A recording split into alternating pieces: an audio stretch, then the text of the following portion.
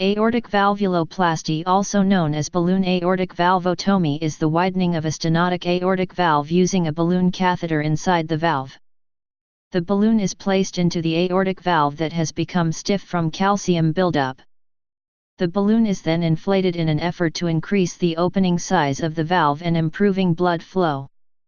According to the ACC/AHA 2006 guidelines for the management of patients with valvular heart disease, balloon valvuloplasty, also referred to as balloon valvotomy, is not indicated for most patients with aortic stenosis.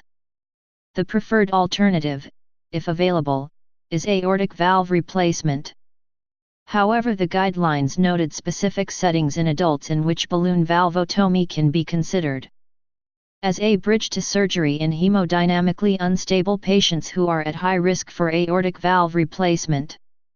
Use for palliation in patients with serious comorbid conditions that prevent performance of aortic valve replacement.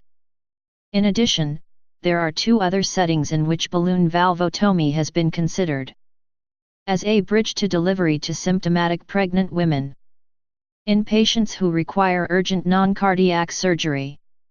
However, the ACC/AHA guidelines concluded that most asymptomatic patients with severe AS can undergo urgent non-cardiac surgery at relatively low risk with careful intraoperative and postoperative management.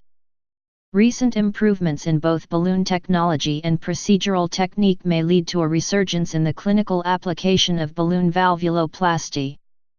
Valvuloplasty is an important part of the procedure to deploy a percutaneous aortic valve. History.